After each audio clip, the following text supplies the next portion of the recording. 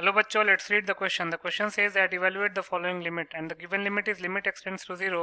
tan 2x minus sin 2x upon x cube. इस question में limit x tends to 0 tan 2x minus sin 2x upon x cube की value निकालनी है। बहुत ही simple सा question है। पहले हम की कॉन्सेप्ट लिख लेते हैं। फर्स्ट की कॉन्सेप्ट, तो लिमिट में वेरिएबल जिस भी वैल्यू को टेंड करता है उस वैल्यू को जिस फंक्शन पे लिमिट अप्लाई और उस फंक्शन में पुट करने पे अगर कोई इनडिटरमिनेट फॉर्म आता है तो वैसे केस में हमारे पास डिफरेंट डिफरेंट मेथड्स होते हैं लिमिट को इवेल्युएट करने के, जैसे कि factorisation method, rationalisation method, then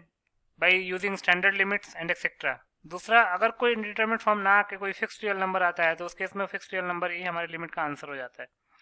तो पहले हमको ये देखना पड़ेगा कि 7 इनडिटरमिनेट फॉर्म्स होते कौन कौन से हैं। 7 इनडिटरमिनेट फॉर्म्स वो होते हैं 0 upon 0, infinite upon infinite, then infinite minus infinite, then 0 into infinite, then 1 to the power infinite, infinite to the power 0 and 0 to the power 0. दूसरा, limit theta tends to 0 sine theta upon theta 1 के equal होता है, provided theta must be in radians. ये एक standard limit है, limit theta tends to 0 sine theta upon theta 1 के equal होता है। देन इन दोनों की कॉन्सेप्ट को यूज करके इस क्वेश्चन को सॉल्व कर लेते हैं। तो लिख सकते हैं therefore limit x tends to 0 tan 2x minus sin 2x upon x cube. अब इसको लिख सकते हैं limit x tends to 0 tan 2x को लिख लेंगे sin 2x upon cos 2x और cos 2x का एलसीएम ले लेंगे और cos 2x को नीचे x क्यूब से मल्टीप्लाई कर देंगे, तो ये हो जाएगा sin 2x minus sin 2x cos 2x। Further simplify करते हैं तो ये हो जाएगा limit x tends to 0 sine 2x को कॉमन ले लेंगे तो हो जाएगा 1 minus cos 2x upon denominator में x क्यूब कॉस 2x बचा है, x cube into cos 2x। इसको लिख सकते हैं limit x tends to 0 sine 2x upon x cube में से एक x को यहाँ पे रख लेते हैं into 1 minus cos 2x upon x cube में से एक x को इधर रख लिया था तो बचा x स्क्वायर, इसको यहाँ रख लेते हैं इंटू 1 अपॉन cos 2x। अब यहाँ पे अगर आप ध्यान से देखेंगे तो इसको लिख सकते हैं limit x tends to 0 sine 2x upon x, सारे लिमिट्स को अलग अलग कर लेते हैं, into limit x tends to 0 1 minus cos 2x upon x square into limit x tends to 0 1 upon cos 2x।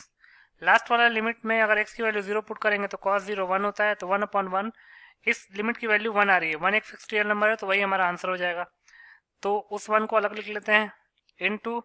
अब यहाँ पे जो limit x tends to 0 sine 2x upon 2x है उसमें 2 से मल्टीप्लाई डिवाइड कर लेंगे, 2 इंटू 2, तो इंटू 2 ये बाहर आ गया, into limit x tends to 0 sine 2x upon 2x के इक्वल हो जाएगा 1 के इक्वल, क्योंकि अगर x 0 को टेंड कर रहा है तो 2x भी 0 को टेंड करेगा, into limit x tends to 0 1 minus cos 2x को लिख सकते हैं 2 sine square x upon x square.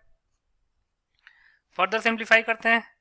तो हो जाएगा 2 times limit x tends to 0 2 sine square x upon x square, तो इस 2 को भी एक बार बाहर ले सकते हैं, sine square x upon x square, इसको एज इट इज रहने देंगे तो हो जाएगा 4 into limit x tends to 0 sine square x को लिख सकते हैं sine x into sine x upon x square को लिख सकते हैं x इंटू x, दोनों लिमिट को अलग अलग कर लेंगे, 4 into limit x tends to 0 sine x upon x into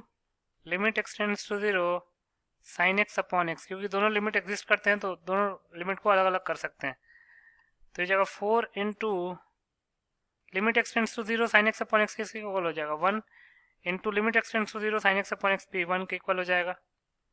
तो हमारा आंसर क्या हो जाएगा 4, यही हमारा आंसर हो जाएगा। तो लिख सकते हैं hence 4 is the required answer. So 4 will be the final answer. I hope you understood it well. Best of luck.